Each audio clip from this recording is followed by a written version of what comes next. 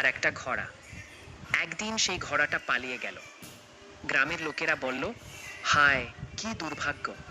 কৃষক হেসে বলল, ভাগ্য না দুর্ভাগ্য কে বলতে পারে। কয়েকদিন পরে ঘোড়াটা ফিরে এলো, সঙ্গে নিয়ে এলো বেশ কয়েকটা বন্য ঘোড়া। এবার গ্রামের লোকেরা বলল, দেখো কি সৌভাগ্য! কৃষক আবার বলল, ভাগ্য না দুর্ভাগ্য কে জানে। এরপর কৃষকের ছেলে বন্য ঘোড়াগুলোকে পোষ মানাতে গিয়ে পা ভেঙে ফেলল। সবাই বলল, কি দুর্ভাগ্য! প্রবীণ কৃষক মৃদু হেসে বলল, ভাগ্য না দুর্ভাগ্য কে বলতে পারে। কয়েক সপ্তাহ পর দেশের যুদ্ধ শুরু হলো। সব তরুণকে সৈন্য হিসেবে নিয়ে যাওয়া হলো, কিন্তু কৃষকের ছেলে যেহেতু আহত ছিল, তাকে যেতে হলো না।